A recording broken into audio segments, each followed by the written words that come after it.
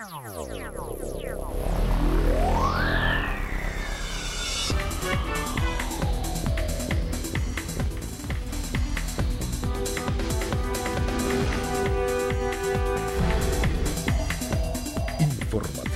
Mira TV está en ti.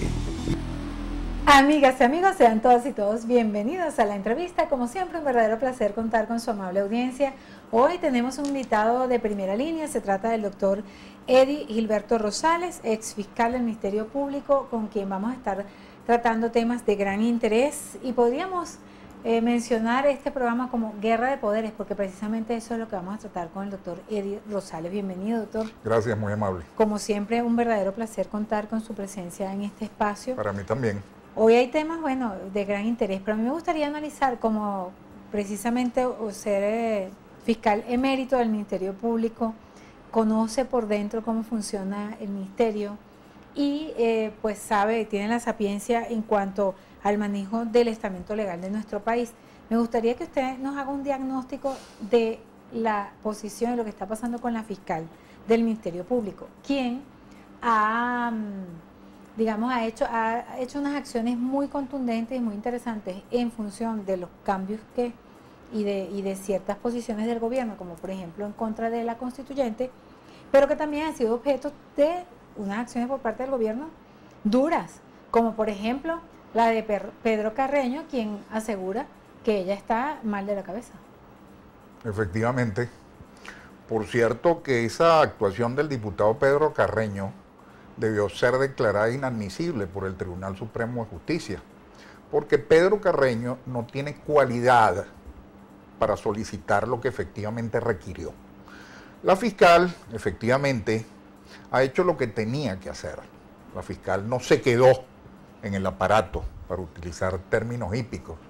La fiscal cuestionó la actuación de algunos magistrados del Tribunal Supremo de Justicia al considerar que habían, de alguna manera, estaba incurso en la perpetración de un delito y actuó en consecuencia. No se limitó a declarar lo relacionado con el asunto, sino que además solicitó ante el Tribunal Supremo de Justicia legítimamente el antejuicio de mérito contra 8 magistrados de la Sala Constitucional del Tribunal Supremo de Justicia. Por supuesto, ya nosotros sabíamos e intuíamos que era lo que iba a ocurrir. Se iba a declarar sin lugar esa solicitud, porque la institucionalidad está copada a plenitud por el oficialismo. El brazo ejecutor de sus apetencias y pretensiones jurídicas, o de las apetencias y pretensiones jurídicas del oficialismo y del Ejecutivo, es el Tribunal Supremo de Justicia. Para eso es para lo que ha servido el Tribunal Supremo de Justicia.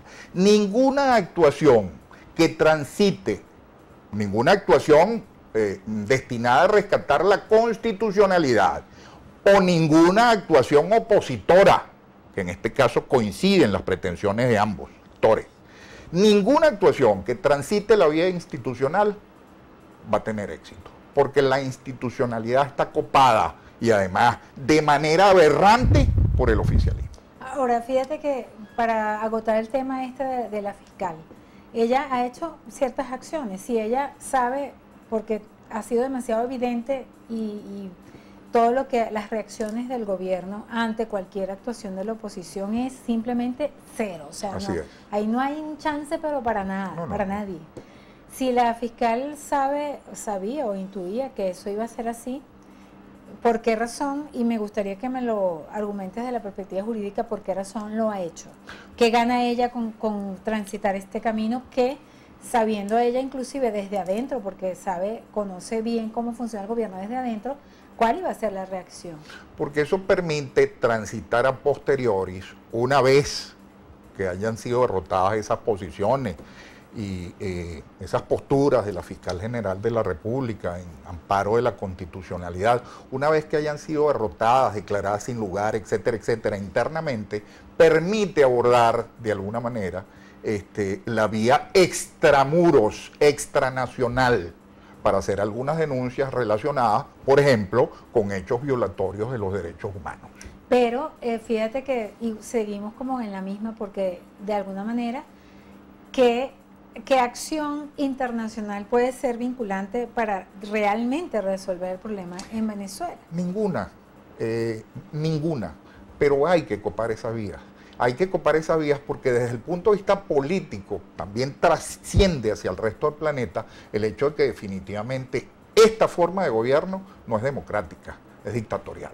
Pero tienen en las manos, por ejemplo, la posibilidad de destituir a la fiscal, que es uno de los poderes que... Sí, por cierto. Bueno, ¿Eso lo pueden hacer antes o después de la constituyente? Eso lo pueden hacer antes, pero hay unas causales que son las que generan la posibilidad de que ella sea destituida. Un procedimiento y además un legitimado para requerir lo relacionado con el asunto. Por cierto, Pedro Carreño no está legitimado para eso. ¿Okay? O sea, esa vía no esa va a ser legal para ella. No, esa vía podrá ser la vía adecuada para el Tribunal Supremo de Justicia, para quien es una vía adecuada, incluso... ¿Eso consideras que es más una burla en contra de la fiscal? ¿O una distracción? No, lo que pasa es que el oficialismo es tan inescrupuloso en el manejo del poder que es capaz de valerse de cualquier argucia que garantice sea declarada con lugar por el Tribunal Supremo de Justicia. Desde esa perspectiva y las acciones que puede hacer la fiscal, ¿en qué punto está el país? El país está en un punto muerto, en mi opinión. El oficialismo domina a plenitud la institucionalidad y la oposición y la ciudadanía domina parcialmente la calle. Yo soy de los que cree que el asunto pudiera haberse resuelto con alguna sindéresis a consecuencia de una negociación, pero no está planteada esa posibilidad ni en el seno del gobierno, quien cada día asume posturas más radicales, ni en el seno de la oposición. Ahora, desde la perspectiva opositora, sabemos que una de las vías que está tomando el sector de la oposición es mantener las protestas. Unas protestas que han generado una cantidad de muertos, y bueno, ya todo el país conoce lo que ha pasado y cómo se han llevado a cabo estas protestas, convocadas inicialmente de manera pacífica, como debe ser, pero bueno, algunas han degenerado en violentas. Digamos que esa perspectiva en busca quizás, por ejemplo, de que la Fuerza Armada se produzca un cambio de posición. Sí, yo no me planteo particularmente y creo que no hay que plantearse expectativas infundadas. Hay gente que cree, por ejemplo, frente a la posibilidad que la constituyente no se instituya, no se instale, que se va a producir algún movimiento telúrico, algún rayo divino va a ser lanzado sobre la tierra que va a impedir que la constituyente se instale. Yo creo que hay que estar claro en algunas cosas y hay que definir ¿cuáles son los argumentos que tenemos para creer lo contrario? Por ejemplo, que la constituyente no se va a instalar. Yo hasta ahora no veo ninguno. Yo lo que creo es que la constituyente se va a instalar hasta ahora conforme a lo que está sucediendo, pero la conflictividad social va a aumentar, indudablemente, porque es una constituyente que no tiene piso. Ahora, fíjate que me gustaría que pudieses analizar si hay posibilidades de salir de la crisis después de las grandes guerras, cómo se terminan con una negociación. Desde la perspectiva de la oposición por una parte y desde la perspectiva del gobierno por otra. Y obviamente desde tu visión como abogado y fiscal emérito, ¿qué salidas pacíficas pueden plantear desde el sector opositor y qué salidas pacíficas podría plantearse el gobierno? Si hay voluntad política de ambos sectores frente al asunto, la salida no luce dificultosa. Elecciones regionales en un tiempo perentorio, retiro de la propuesta de constituyente y retiro por parte de la oposición de la propuesta que las elecciones presidenciales se produzcan este año. Las elecciones presidenciales... Aceptar las regionales. Sí, aceptar las regionales en tiempo perentorio. Y parar la constituyente. Parar la constituyente y parar aquella pretensión de que el presidente debe ser sometido, el cargo presidencial, a la elección en este año, cuando sabemos todo que constitucionalmente corresponde hacerlo en el 2018. Ahora, dentro de los sectores, tanto oficialistas como de oposición, sabemos que hay gente muy radical, muy cerrada, esas tesis que son un poquito, donde se cede de alguna manera espacios. Esas tesis no gozan de popularidad, pero son las tesis racionales. Están fundadas en la racionalidad. También, aparte de lo que dices tú, hay sectores dentro del oficialismo y dentro de la oposición racionales. Yo creo que hay que dejar de tenerle miedo al asunto y previendo la posibilidad de que en este país se desarrolle, explote y se inicie una guerra civil, yo creo que hay que pensar en la posibilidad de sentarse a arribar acuerdos como este. ¿Tú crees que el venezolano se está acostumbrando, aparte de que se acostumbró al drama de la alimentación, a hacer las colas y bueno, y ha tenido que soportarlo, a 2 muertos diarios en estas manifestaciones? Ese es un riesgo lamentable, el hecho que se acostumbre a eso. Ese es un riesgo lamentable. Ahora, la MUD hasta esta semana, por ejemplo, ha llamado el día de hoy a una convocatoria a los llamados trancones y para el miércoles también hay otro trancón. Que yo creo que no resuelven el problema.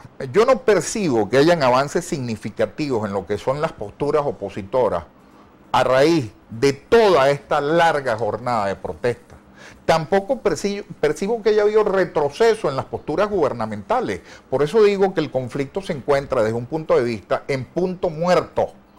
La protesta tiene que ser redefinida, la forma de protesta tiene que ser revisada y redefinida, porque hay formas de protesta que solo entorpecen la actividad de la ciudadanía, solo afectan a la ciudadanía. Yo creo que hay que ser más creativos.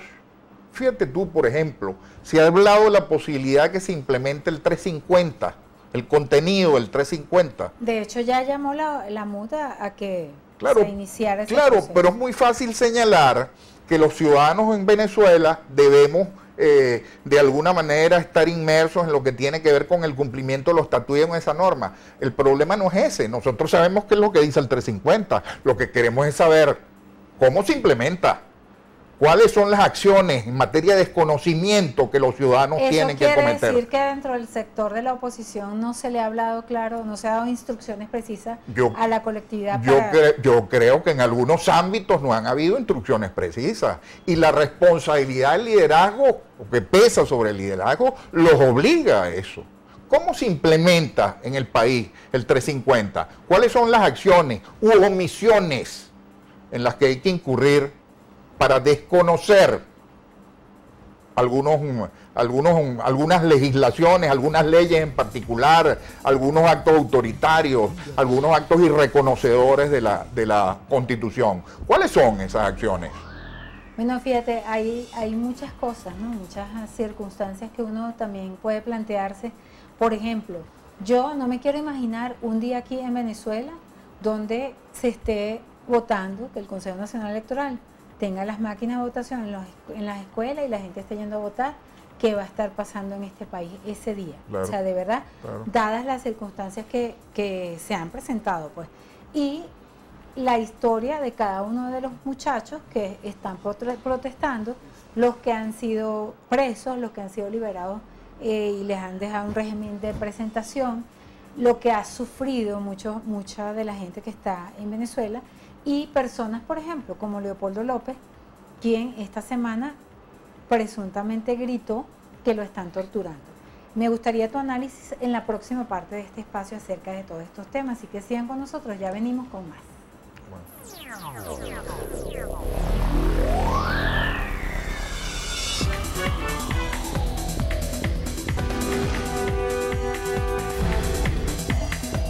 Informativo Mira TV. Está en ti. Continuamos, amigas y amigos, en la entrevista, hoy conversando con el fiscal emérito Eddie Rosales, quien es también especialista en Derecho Penal. Eddie, me gustaría que hiciéramos el análisis acerca precisamente de toda esa gente que ha participado en las protestas, esos muchachos que han caído presos. Muchos están detenidos, los que sí los han llevado para El Dorado, son muchachos generalmente estudiantes que no son malos ni nada, sino que han participado y han expresado una posición política públicamente. Nosotros, por ejemplo, sabemos que aquí en Montaña Alta atraparon a unos muchachos tomando fotos, o sea, por tomar fotos se lo llevaron y así, por el estilo, muchas circunstancias que dan mucha tristeza porque se supone que nosotros debemos proteger a nuestros jóvenes como país. ¿Y qué se está haciendo con esos jóvenes? Lo que ha sufrido su familia en estos casos. ¿Qué va a pasar con ellos en esta Venezuela? Fíjate tú, el abuso de los órganos de control del orden público ha sido evidente y considerable. Ahora bien, yo creo, por eso decía en el segmento anterior, que hay que de alguna manera redefinir la forma de protesta. ¿Qué pudiéramos responder frente a una pregunta que habitualmente se la deben estar haciendo muchos venezolanos? ¿La protesta opositora se ha masificado? ¿Sí o no? ¿La protesta opositora o ciudadana se ha extendido a todo el territorio nacional? ¿Sí o no? A mucha gente le da miedo que lo maten. Yo tengo mis dudas, natural. Evidentemente, y es natural, porque el problema es que la protesta violenta ha tenido alguna beligerancia que no ha podido ser detenida ni controlada por el liderazgo opositor. La protesta violenta naturalmente espanta a quienes quieren pacíficamente demostrar su inconformidad con... Ahora también la actuación de algunos cuerpos de seguridad ha sido violenta. Cierto, sin lugar a dudas, pero hay respuestas frente al asunto. Y la oposición tiene que estar preparada, el liderazgo opositor, para saber qué hace frente al asunto. Si nosotros respondemos frente a esa violencia, ordenándole a nuestros partidarios que se violenten de igual manera, creo que le hacemos un flaco favor a la posibilidad de establecer una salida en el país. Sí. Yo no creo que haya que seguir además tosudamente aportando vidas a manera de sacrificio en favor de protestas en las cuales... Daño colateral. Claro, porque nosotros no ostentamos el poder bélico. El poder bélico lo tiene el gobierno. Nosotros sabemos frente a un enfrentamiento violento cuál puede ser el posible resultado. El posible resultado afectar fundamentalmente a quienes están del lado de acá y no del lado de allá. Eso es lo que dice el sentido común. Ahora, la posibilidad de un acuerdo. ¿Tú consideras que el gobierno se ha mostrado sinceramente proclive a establecer acuerdos con la oposición? En lo absoluto. O sea, es como un juego trancado de dominó.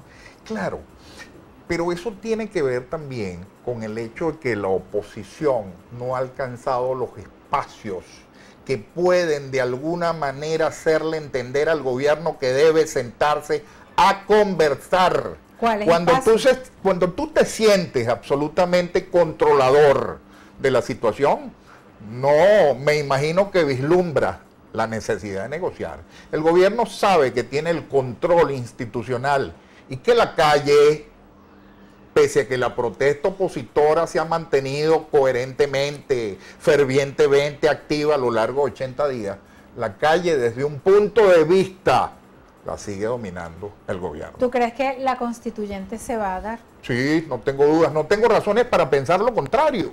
Es decir, ¿qué me puede llevar a mí racionalmente a creer que la constituyente no se va a dar? Si tenemos un gobierno que todos los días reafirma que eso va a suceder y además tenemos una oposición que, bueno, que está esperando que se produzca algún movimiento telúrico. La Asamblea llamó a concurso para la posibilidad de los nuevos. Eso no tiene absolutamente ningún valor. Eso es inoficioso. Una jugada propagandística. Sí, pero eso es no tiene valor si esa es la Asamblea Nacional electa por el No pueblo. tiene valor por la situación en la que se encuentra. Porque Lo que el quiero gobierno no decir le va a al hacer respecto, caso. sí, lo que quiero decir al respecto es que eso, la Asamblea decretó el abandono del cargo del presidente Maduro. Y yo sigo diciéndole presidente, porque efectivamente, y eso es inocultable, ocupa la primera magistratura del país. Eso no genera efecto material alguno. Pero si no lo hacen, también están quedándose Muy bien, pero yo lo que no creo es que haya que generar expectativas en torno al asunto. Que lo haga. Es una posición de naturaleza política, que tiene de alguna manera efectos de naturaleza político, pero materiales, ninguno. Negativo. Ellos van a seguir siendo magistrados del Tribunal Supremo de Justicia. ¿Okay? Los magistrados que se designen no van a ser juramentados. Entonces, efectos materiales ninguno. ¿Quién los juramenta? Por si Dios. se llegasen a La Asamblea Nacional, pero tienen que ocupar un cargo que jamás van a ocupar. oficinas no van a tener. Claro. No se lo van a Entonces, permitir. no, generar expectativas en torno al asunto me parece de verdad inoficioso. Mira, y con respecto al tema, hace poco Padrino López inclusive dijo que se podían enjuiciar los civiles en tribunales militares. Eso es mentira. Eso es mentira porque el Tribunal Supremo de Justicia, incluso el que ha estado al servicio de los dictámenes de la Quinta República, ha sostenido posturas contrarias. Los civiles no pueden ser enjuiciados por tribunales militares salvo en el caso de que perpetren delitos de naturaleza militar. O sea, armados con armas de guerra. Es más, mira, eso es tan riguroso el asunto, que habiendo delitos en el ámbito militar, que son en su naturaleza similares a algunos delitos tipificados en el ámbito civil, los sujetos que cometan esos delitos son enjuiciados por el ámbito civil, porque tienen preeminencia, eso que llaman los abogados fuero de atracción respecto a lo que es el fuero militar. Ahora, ¿qué va a pasar con todas esas personas que están siendo juzgadas en esos tribunales? ¿Qué va a pasar desde la perspectiva de derechos humanos con quienes estén haciendo Esa es una de las posibilidades, que denuncien, como se ha venido haciendo. Ya Human Rights Watch se ha pronunciado sobre el asunto, como se ha venido haciendo la violación de derechos humanos, en lo que a eso respecta. Hasta ahora, eso es lo único que se puede hacer. Y mantener la beligerancia de los órganos que controlan la actuación de los tribunales militares, etcétera, etcétera, porque algún efecto tiene que generar eso ante el mundo. Yo, por cierto, no creo en efectos divinos, tampoco creo en la posibilidad de que invadan ni de un lado, ni en favor de un lado, ni en favor del otro. Yo creo que los problemas nuestros... Esa tesis del gobierno de decir que se está propiciando una No, eso es invasión ridículo. extranjera. Como es también ridículo creer que la OEA, después de un pronunciamiento, va a decidir junto con la ONU enviar cascos azules al... No. El problema nuestro, no hay duda alguna, es que nos lo está demostrando la realidad cotidiana. ¿Qué Lo puede tenemos hacer que cada resolver nosotros. venezolano para decir, bueno, yo voy a hacer mi granito de arena? Sumarse, Alguien que quiera. Sumarse a las protestas. ¿Por qué? Porque la protesta no se ha masificado.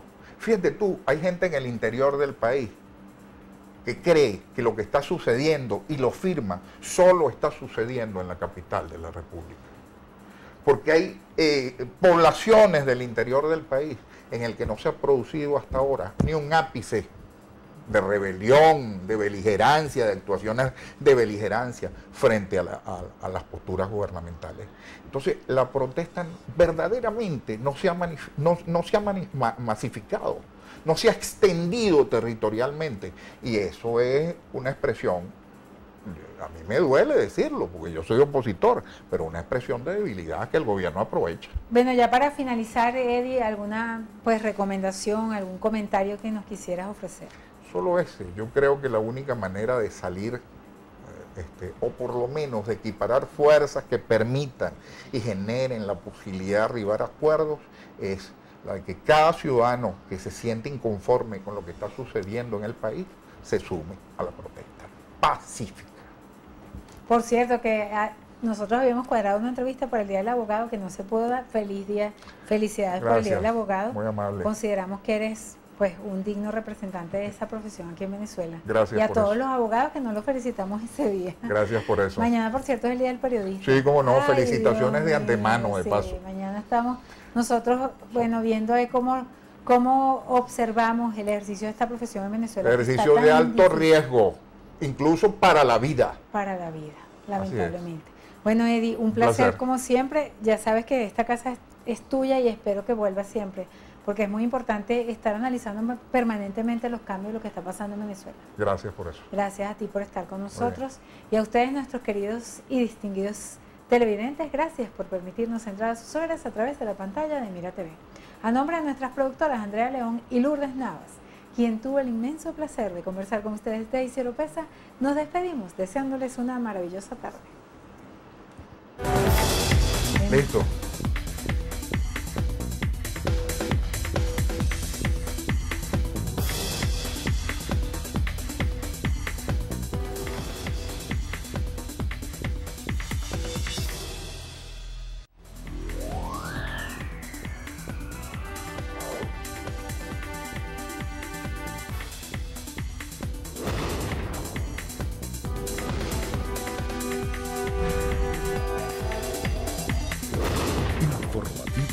Vida TV está en ti.